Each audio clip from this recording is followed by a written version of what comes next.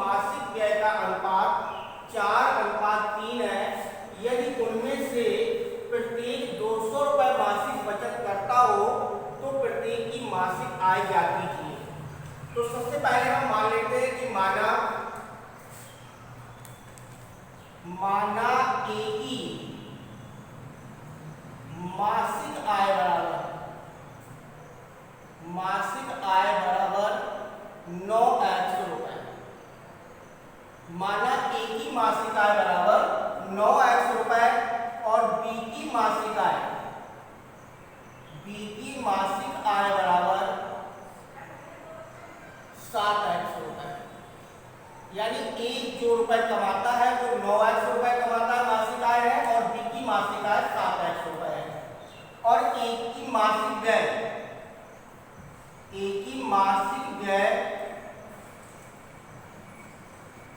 बराबर है 4y रुपए और बी की मासिक व्यय बराबर 3y रुपए। तो ए की मासिक आय जो है वो 9x है और ए की मासिक व्यय जो है वो 4y है। तो प्रथम शर्त ए की मासिक आय 9x और व्यय है 4y। तो आय से जब हम व्यय को घटाएंगे तो उसकी क्या निकल आएगी? बचत। तो बचत है 200 रुपए। ये हमारा पहला समीकरण तैयार हो जाएगा। फिर इसके बाद है द्वितीय शर्त। तो द्वितीय शर्त में बी की जो मासिक आय है वो 7x रुपए है और मासिक व्यय 3y रुपए है और इसकी भी बचत कितनी है? 200 रुपए। ये हमारा सेकंड समीकरण हो जाएगा। तो समीकरण एक में 3 का और समीकरण 2 में 4 का गुणा करने पर यहाँ पर y बराबर हो जाएंगे। 3 का गुणा करेंगे तो 9 × 27x माइनस 3 × 4 12y बराबर 3 × 600 और ये हो जाएगा। इसमें 4 का गुणा करेंगे तो 7 × 4 28x माइनस 4 × 12y बराबर 4 × 800 माइनस प्लस और माइनस ये कैंसिल कर देंगे। माइनस के x बराबर माइनस के 200। यहाँ पर x बराबर 200 होगा। वैसे हमसे पूछा गया है कि प्रत्येक की मासिक आय क्या करनी है। तो मासिक आय माने x का मान निकल आया है, तो x का मान आय में रख देंगे तो हमारा आंसर आ जाएगा। लेकिन हम व्यय भी निकाल सकते हैं, तो हम व्यय निकालेंगे तो समीकरण नंबर में मान रखना पड़ेगा। तो यहाँ पर समीकरण 1 में x का मान रखने पर तो समीकरण नंबर 1 है 9x माइनस 4y बराबर 200, जिसमें से x का मान निकला 200। तो 9 × 200 माइनस 4y बराबर 200। तो माइनस 4y बराबर 200 माइनस 9 × 1800। इस तरह माइनस हो जाएंगे। तो माइनस के 4y बराबर माइनस के 1600। माइनस माइनस कैंसिल कर दो, 4 से काट दो,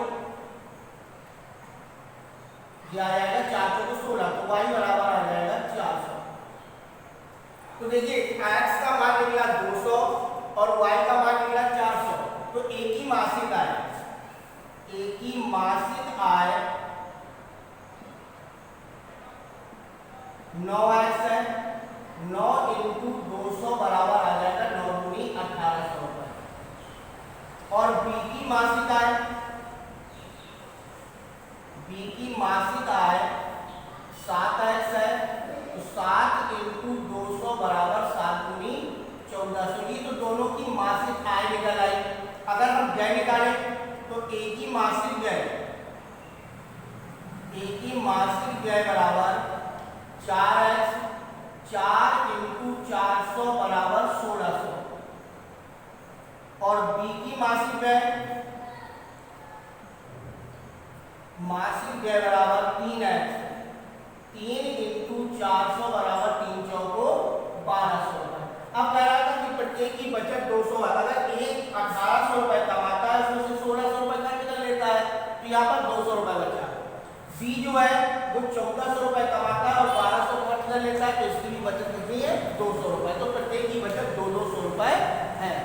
तो इस प्रकार से अगर हम चाहते कि केवल हमें मासिक आय निकालना है तो हम केवल कितना सॉल्व कर लेते और ये सॉल्व करने के बाद हम सीधे मासिक आय में मान रख देते तो हमारा आंसर आ जाता। अगर व्यय पूछा जाता तो फिर व्यय के लिए इतना और करना पड़ेगा। तो इस प्रकार से सवाल को लगाते हैं। दूसरा सवाल है, दो अंकों की संख्या के अंकों का योग 9 है। इस संख्या का 9 गुना संख्या के अंकों के पलटने से बनी संख्या के 2 गुने के बराबर है, यानी कि 2 गुने के बराबर है। वह संख्या ज्ञात करनी है। तो हम मान लेते हैं कि माना दाही का अंक बराबर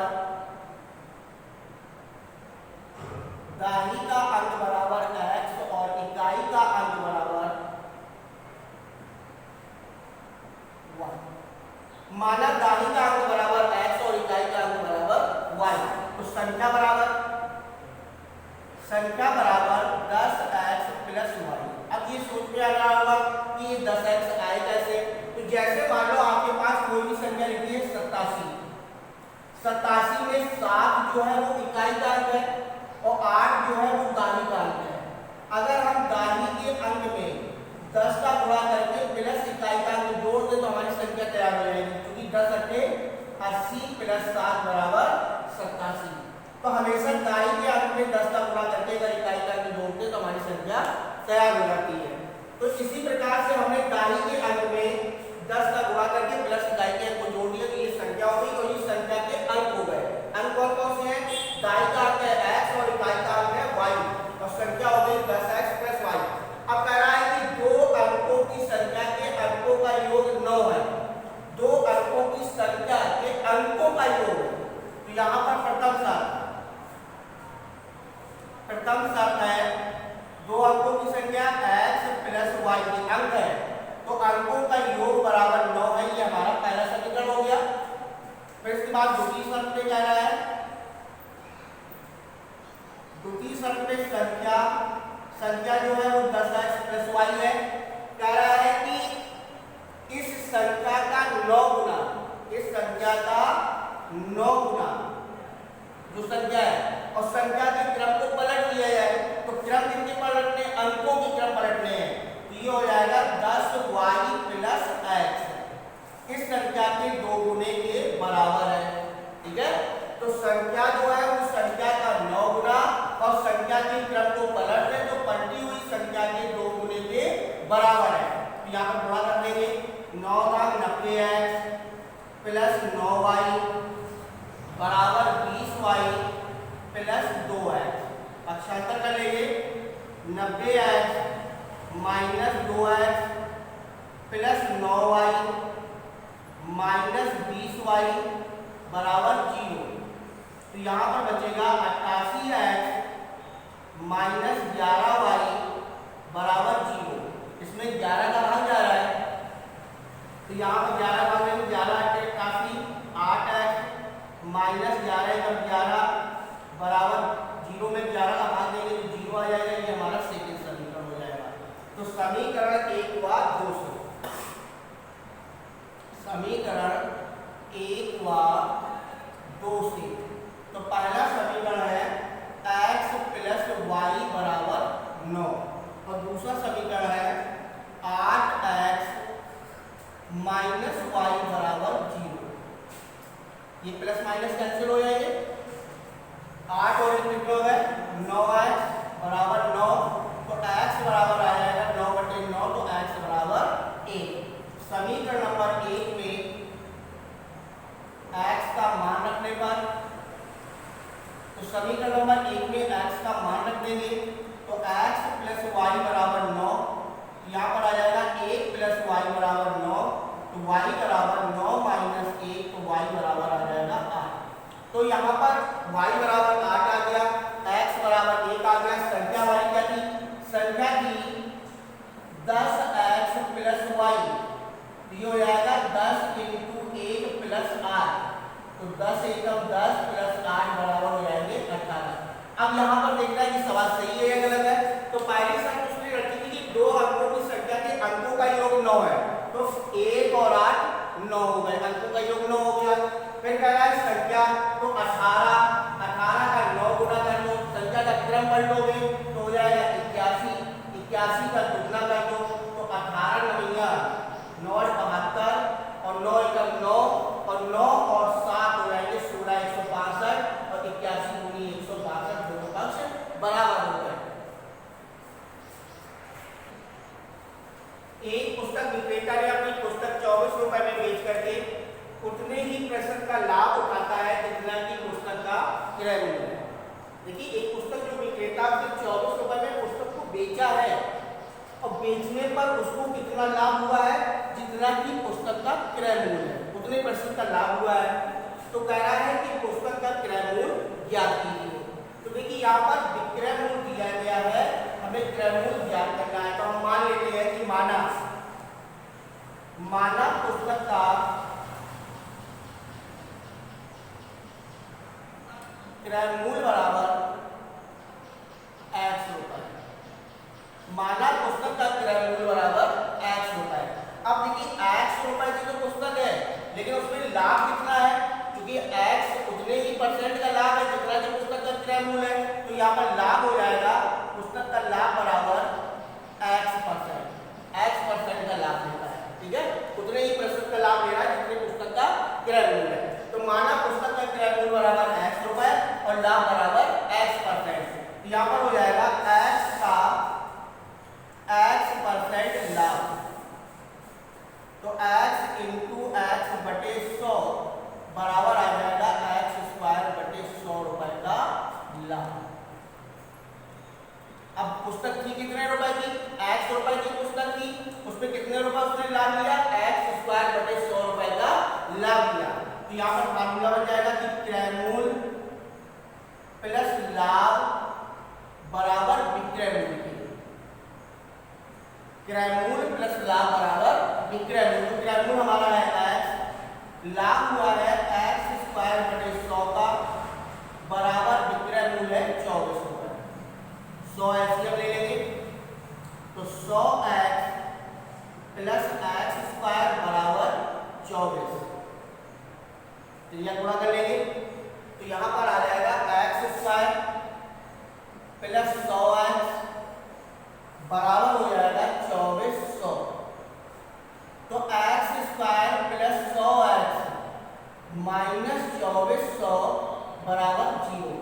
गुणा करने पर 2400 आ जाए, जोड़ने पर 100 आ जाए, तो यहाँ पर हो जाएगा 12 गुनी 24, 12 गुनी 24, 12 माने 120 इंटू 20 बराबर 2400 हो जाएगा, और 120 में 20 घटा देंगे तो कितना बचेगा, 100 बचेगा।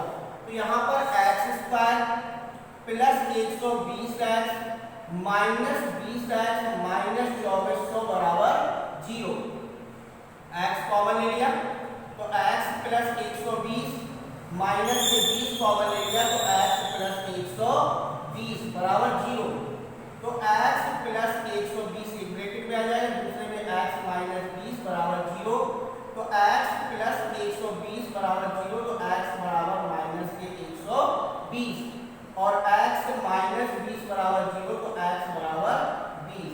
तो ये संख्या ऋणात्मक इसलिए नगण्य हो जाएगी, तो x बराबर 20 यानी वस्तु का यानी पुस्तक का क्रय मूल्य बराबर, पुस्तक का क्रय मूल्य बराबर 20 रुपए है। पुस्तक का क्रय मूल्य भी 20 रुपए है और पुस्तक के जो लाभ लिया है वो 20% के बराबर लिया। देखना है कि 20 का 20% लाभ, ये हो जाएगा 20 इंटू 20 बटे 100, 20 का 20, 20 बटे 100, 5 का 5, 5 चौको 20, 4 रुपए लाभ आ गया। 20 रुपए की पुस्तक थी तो 20 और 4 कितना हो गए, 24 रुपए पुस्तक का विक्रय मूल्य आ गया। 5 पेंसिल और 7 कलमों का मूल्य 50 रुपए है, जबकि 7 पेंसिल और 5 कलमों का मूल्य 46 रुपए है, तो एक पेंसिल और एक कलम का मूल्य ज्ञात करना है। तो यहाँ पर 5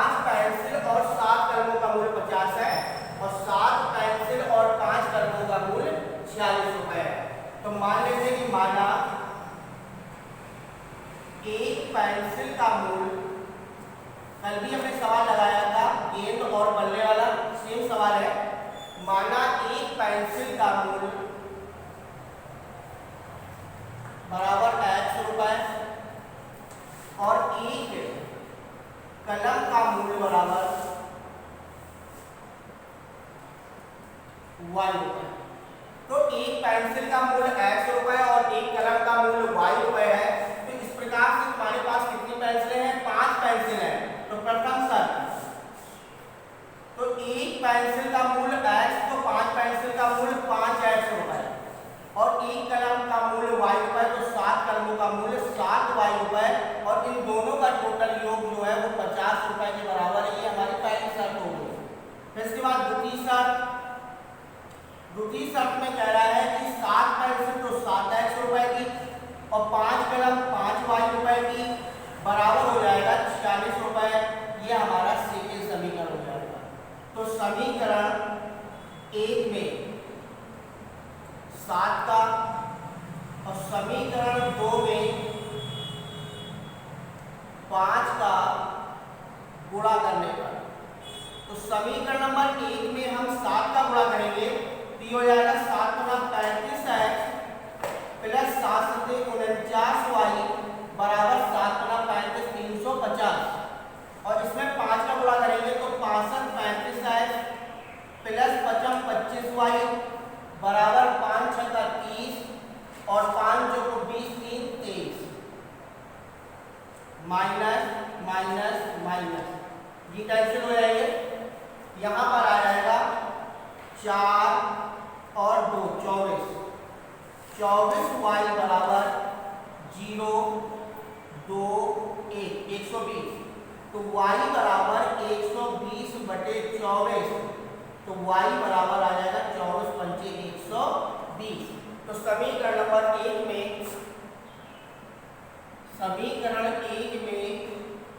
y का मान रखने पर, तो समीकरण नंबर 1 में y का मान रखेंगे तो पहला समीकरण है 5x प्लस 7y बराबर 50, जिसमें से y का मान निकला है 5 तो 5x प्लस 7 इंटू 5 बराबर हो जाएगा 50।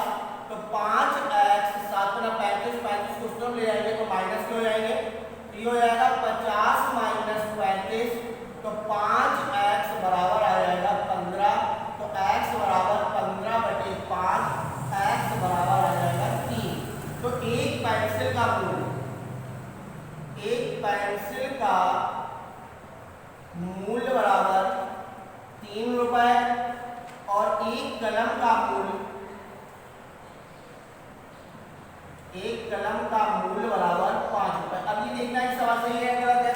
तो 5 पेंसिल 3 रुपए के हिसाब से हो गई 15 रुपए की 15 और 7 कलम 5 रुपए के हिसाब से हो गई 7 गुना 35 35 और 15 हो गए 50। फिर इसके बाद 7 पेंसिल है तो 7 के 21 और 5 कलमें हैं तो 55 25 तो 25 और 21 हो गए 46। तो पहले योग का 50 और दूसरे योग का 46।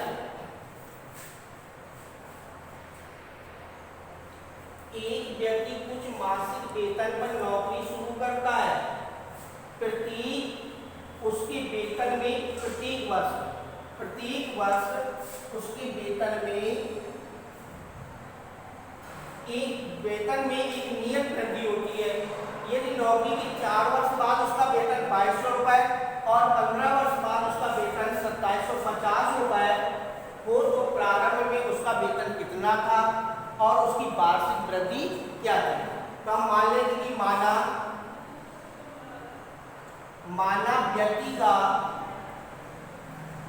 प्रारंभ में वेतन बराबर x रुपए। माना व्यक्ति का प्रारंभ में जो वेतन है वो x रुपए है और प्रत्येक वर्ष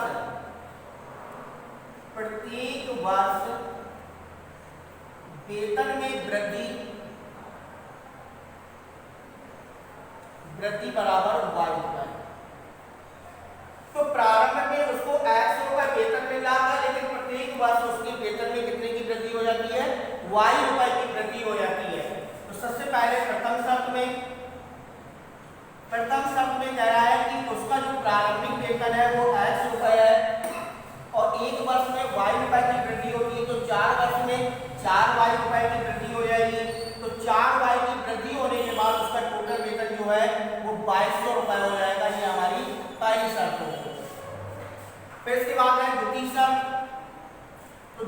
शर्त में उसका प्रारंभिक वेतन x रुपए और 15 वर्ष बाद उसका जो वृद्धि होगी वो हो जाएगी 15y रुपए।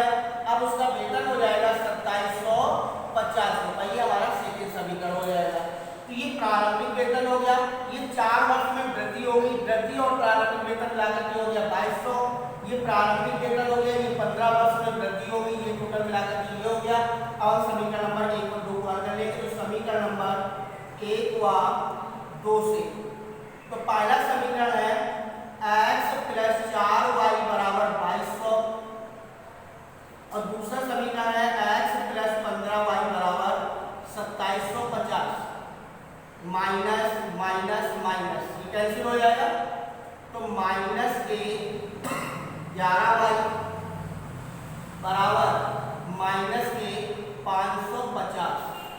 तो माइनस माइनस कैंसिल कर दो, 11 बचे 55, 50 आ जाएगा। तो y बराबर 50। समीकरण नंबर 1 में y का मान रखने पर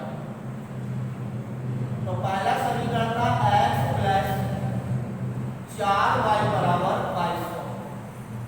तो यहाँ पर x प्लस 4 इंटू 50 क्योंकि y का मान निकला 50 तो बराबर हो जाएगा 2200। तो x बराबर 2200 माइनस 50 चौको 200 तो x बराबर आ जाएगा 2000 रुपए। तो उस व्यक्ति का जो मासिक प्रारंभ में वेतन था, व्यक्ति का प्रारंभ में वेतन बराबर 2000 रुपए और इसके बाद प्रति वर्ष वेतन में वृद्धि,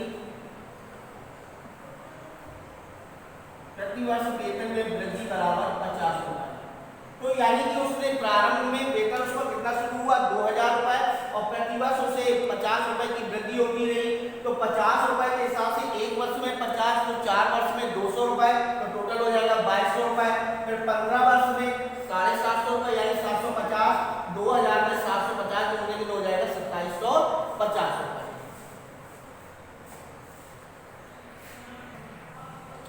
तो ये मेवे की 700 ग्राम पैकेट की लागत मूल्य 7200 रुपए है। इसमें से कुछ काजूगिरी है और शेष किशमिश है, दो चीजें मिलकर के पैकेट बना है। तो जिसमें से काजूगिरी का जो भाव है वो 96 रुपए प्रति किलोग्राम और किशमिश का भाव 112 रुपए प्रति किलोग्राम है। तो ज्ञात करना है कि उस पैकेट में दोनों मेवाएं जो है उनकी तौल अलग अलग ज्ञात करनी है। अलग अलग कितनी कितनी मेवा है, काजूगिरी कितनी है और किशमिश कितनी है, उसको अलग अलग बताना है। तो हम मान लें कि माना काजूगिरी की तौल बराबर x ग्राम, यानी काजूगिरी का जो वजन है, काजूगिरी की जो तौल है वो आपकी x ग्राम है और किशमिश की जो तौल है, किशमिश की तौल जो है वो है y ग्राम काजू है, किशमिश है और x ग्राम काजूगिरी है और ये दोनों का जो वजन है वो 700 ग्राम के पैकेट के बराबर है। तो यहाँ पर प्रथम शर्त हो जाएगी, प्रथम शर्त x प्लस y बराबर 700 ग्राम, ये हमारा पहला समीकरण तैयार हो जाएगा। ठीक है, फिर कह रहा है कि 1 किलो जो काजूगिरी का भाव है, 1 किलो माने 1000 ग्राम, 1000 ग्राम काजू गिरी का भाव जो है 96 रुपए है। 1000 ग्राम काजू गिरी का जो भाव है वो 96 रुपए है। क्योंकि 1000 ग्राम हमें इसलिए लिखा है कि ग्राम में ही दे रखा है तो ग्राम बना लिया। 1 किलोग्राम को 1000 ग्राम के बराबर होता है तो उसको ग्राम बना लिया। तो 1000 ग्राम काजू गिरी का भाव बराबर 96 रुपए। तो 1 ग्राम काजू गिरी का भाव हो जाएगा 96 बटे 1000। इसलिए हमारे पास कितनी काजूगिरी है, x ग्राम काजूगिरी है। तो x ग्राम काजूगिरी का भाव हो जाएगा 96 बटे 1000 x रुपए।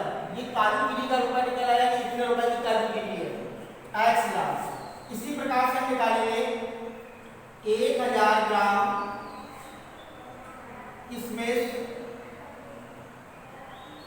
किशमिश का भाव बराबर 112 रुपए। तो 1 ग्राम का भाव हो जाएगा 112/1000 रुपए। इसलिए हमारे पास जो किशमिश है वो y ग्राम है, तो y ग्राम का मूल्य हो जाएगा 112/1000 y रुपए। तो यहाँ पर दूसरी शर्त बन जाएगी, दूसरी शर्त कि x ग्राम काजू गिरी का मूल्य जो है वो 96/1000 x रुपए, और किशमिश जो y ग्राम है उसका मूल्य हो जाएगा 112/1000 y रुपए। और ये दोनों का टोटल मूल्य जो लागत मूल्य है पैकेट की वो कितने रुपए है? 72 रुपए। 72 रुपए। तो इसमें एलसीएम ले लेंगे, 1000 एलसीएम आ जाएगा, तो 96x प्लस 112y बराबर 72/1 या गुणा कर देंगे तो 96x प्लस 112y बराबर 72,000। ये हमारा सीधे समीकरण हो गया।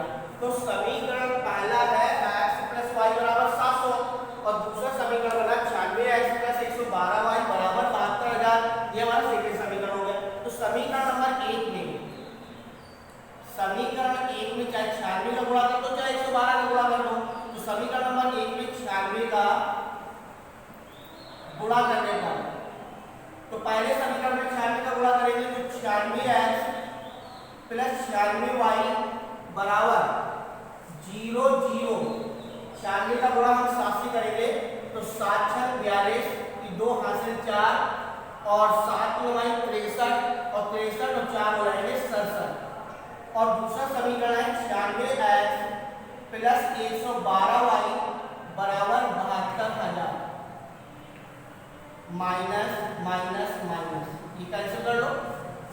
12 में से 6 जाएंगे 6, यहाँ पर बचे 10, 10 में से 9 गए 1 माइनस 1 16y बराबर माइनस 0 0, 10 में से 2 गए 8, यहाँ पर बचा 1 11, 11 में से 7 जाएंगे 4 माइनस माइनस कैंसिल कर दो, 16 में 32 48, तो y बराबर आ गया 300। तो समीकरण नंबर 1 में y का मान रखने पर तो x प्लस y बराबर हमारा है 700। तो यहाँ पर x प्लस 300 बराबर 700, तो x बराबर 700 माइनस 300, तो x बराबर आ जाएगा 400। तो x बराबर 400 किसका निकल आया? काजू गिरी की तौल निकल आई। काजू गिरी की तौल बराबर 400 ग्राम और किशमिश की तौल बराबर ये हो जाएगी हमारी 300 ग्राम। तो टोटल पैकेट का जो वजन हो गया वो 700 ग्राम हो गया। अब अगर लागत निकालनी है तो इसमें से 1000 का भाग देकर के हम 96 का क्या कर देंगे? गुणा कर देंगे। इसी तरीके से इसमें हम 1000 का भाग देकर के 112 का